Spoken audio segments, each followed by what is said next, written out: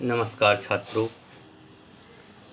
आज हम शास्त्री प्रथम वर्ष के विद्यार्थियों के लिए प्रमेय मत रत्नमाला के सूत्र संख्या 20 की चर्चा करेंगे।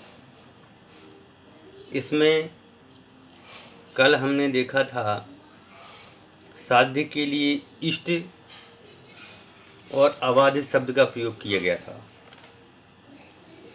आज हमें इष्ट विशेषणवादी की अपेक्षा होने का कारण चर्चा करनी है।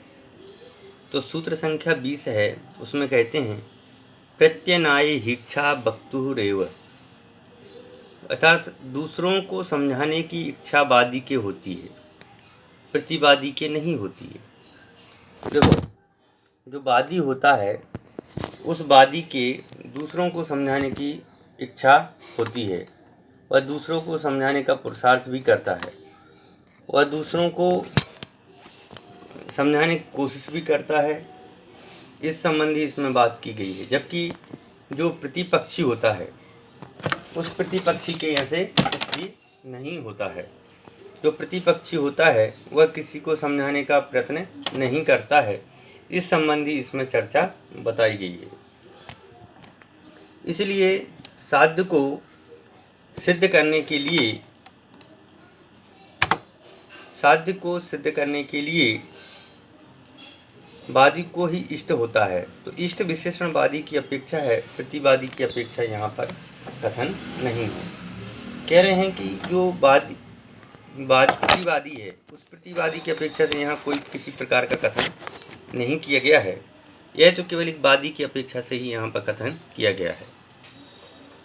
फिर सूत्र उन्होंने दिया है, 21वें नंबर का सूत्र है, उसमें कहते हैं साध्यम धर्मः क्वचित विशिष्टो व धर्मी, की व्याप्ति प्रयोग के समय धर्म साध्य होता है।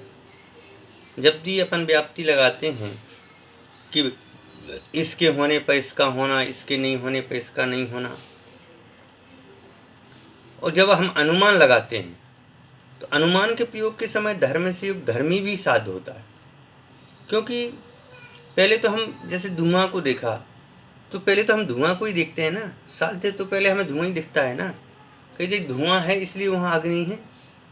इसके आधार पर क्वचित विशिष्टो व धर्मी, कि साध्य जो है धर्म है और कहीं कहीं पर मैंने विकल्प रूप से देखा जाए तो उसी को धर्म भी कहते हैं पक्ष इति यावत, और उसी धर्मी को पक्ष भी कहते हैं।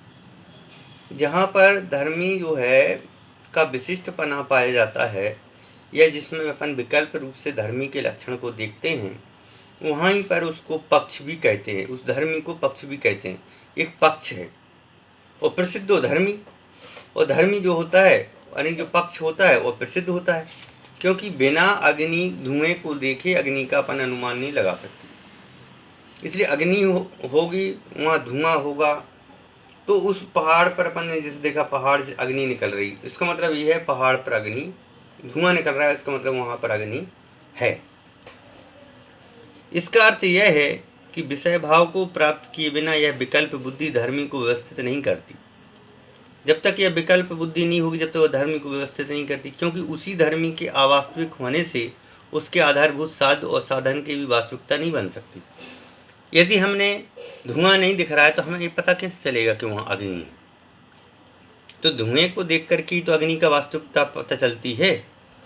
इसलिए अनुमान बुद्धि की परंपरा से धूम सामान्य से अग्नि सामान्य, उसमें धूम विकल्प है, उसमें अग्नि का विकल्प, अनंतर धूम स्वलक्षण है, उसमें अग्नि स्वलक्षण का निश्चय होता है कि भाई धुआं है तो वहाँ अग्नि होगी। यदि वहाँ धुआं नहीं है तो वहाँ अग्नि का अपन लक्षण नहीं कह सकते कि भाई धुआं नहीं दिख रहा है तो हम कैसे कहते हैं कि वहाँ अग्नि है। समझे ना? तो इस प्रकार की इसमें बात की। इसी प्रकार परंपरा से वस्तु व्यवस्था के कारण पने का योग है। अनंतर विकल्प बुद्धि से अथवा अन्य प्रमाण से निर्णित पर्वतादि विषय भाव को स्वीकार करते हुए धर्मी पने को प्राप्त हो सकता है।